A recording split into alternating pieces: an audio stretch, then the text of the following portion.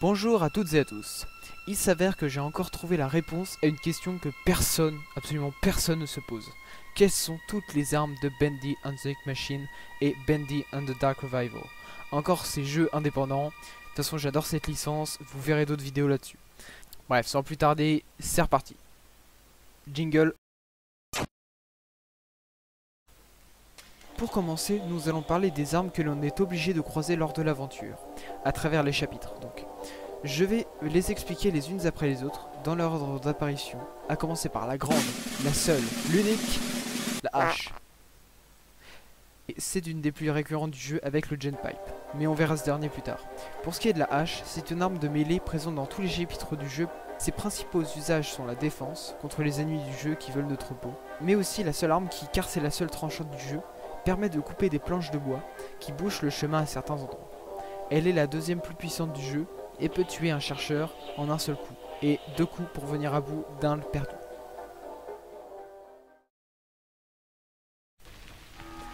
Le Genpipe, cette arme est l'une des armes les plus récurrentes de Bendy and the Ink Machine, et de la saga en général. Elle fait sa première apparition au chapitre 3 du jeu et nous est donnée par Boris Leloup, peu après avoir rencontré Alice Angel dans sa salle d'enregistrement.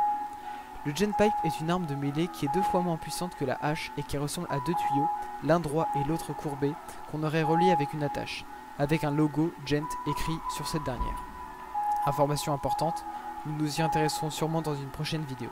Cette arme est aussi la seule et unique dans la suite Bendy and the Dark Revival qu'Audrey va pouvoir améliorer 3 fois. La première amélioration se nomme le verrou Gent et sert à ouvrir des portes Gent, comme son nom l'indique, qui peuvent être ouvertes uniquement avec une batterie. La seconde amélioration s'appelle le Shock Pipe et sert à charger son arme d'électricité afin de redoubler, ou plutôt de doubler les dégâts de son arme, utilisant 1/3 d'une recharge par coup. Et la dernière amélioration, qui rajoute une antenne, sert à bloquer les keepers pendant quelques secondes après avoir reçu un coup. Pratique pour se faufiler discrètement après. Pour la suite, j'ai fait par ordre aléatoire car on arrive dans les 6 épreuves d'Alice Angel. Et que dans Bendy and the Ink Machine, toutes les parties sont différentes. Et à part les 2 dernières épreuves qui ne bougent pas, les 3 premières comportent des armes nouvelles que nous allons nous empresser de voir. La ventouse. Cette arme est donc l'une des 3 que l'on peut obtenir en obtenant la quête suivante qui nous est donnée par Alice Angel. Collecter 4 noyaux de valve. Mais on va pas se le cacher, elle sert aussi à déboucher des toilettes. Waouh, qu'est-ce que c'est que ce truc là? Mais malgré son design peu impressionnant, elle sert aussi à buter du monstre, faisant moins de dégâts cependant que les 2 armes précédentes.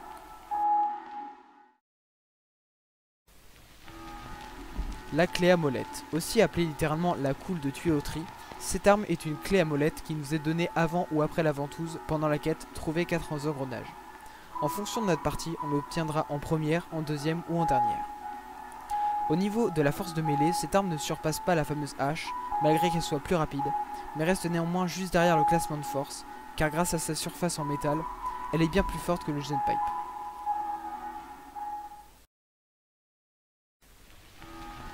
La seringue. La seringue est exactement ce que son nom l'indique, une seringue. Ça fait beaucoup là, non? Et sert pendant la quête collecter de l'encre extra épaisse, où le protagoniste doit en récupérer sur différents chercheurs qui arpentent le studio.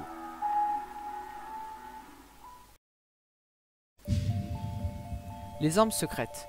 Nous allons maintenant nous intéresser à des armes que nous ne sommes pas forcés d'avoir durant l'aventure, ou des choix précis de chemin ou d'action dans certains chapitres du jeu nous permettent de les obtenir, comme des bonus qui sont le plus souvent assez drôles. La faux. La faux est l'une des 2 armes secrètes que l'on peut obtenir en déclenchant toutes les visions d'horreur que peut avoir Henry, le protagoniste du premier jeu, dans tous les chapitres, et de survivre sans mourir jusqu'au chapitre 5, où on peut la trouver dans le labyrinthe de l'administration, et qui fera apparaître le chercheur Sammy, un chercheur plus grand et plus puissant que les autres, qui porte le même masque que Sammy Lawrence, d'où son nom.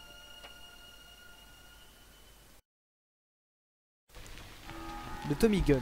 Ce fusil est bien celui qui a servi les Américains durant la Seconde Guerre mondiale, le Thompson Submachine Gun. Henry peut l'acquérir en suivant une suite d'actions dans le chapitre 3, et c'est l'arme la plus puissante du jeu. Au moment d'arriver à la machine à jouet, à côté de l'enregistrement sonore de Sean Flynn, il faudra changer la forme du jouet d'encre en une machine à encre.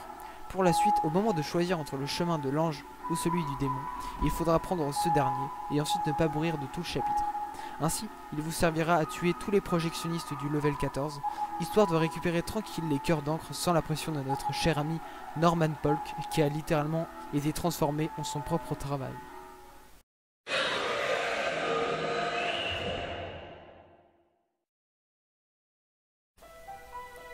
Les armes inutilisables.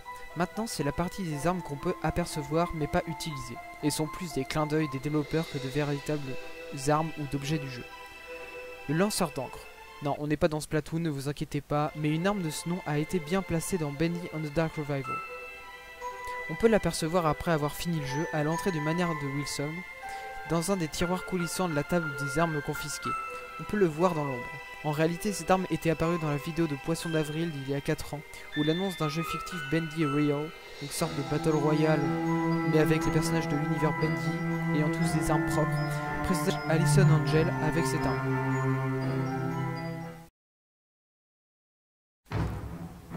Le minigun à canette. Cette arme-ci, j'en ai parlé dans la précédente vidéo, c'est par un glitch qu'on peut y accéder, mais j'avoue que j'ai pas bien compris comment le réaliser.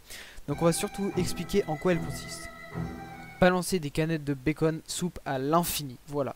C'est très satisfaisant, surtout quand on sait que juste avant on n'avait aucune arme et on peut se faire une joie de détruire littéralement le Buncher Gang. Tant qu'on le peut, autant en profiter. Bon, cette vidéo aura été, je pense, un peu plus longue que la première. J'ai vraiment fait un guide complet, je pense que c'est bien. J'espère que ça vous aura aidé si vous jouez au jeu, si vous aura juste intéressé. Mettez un like si ça vous plaît, abonnez-vous si vous voulez d'autres trucs dans le genre, et on se dit à la prochaine.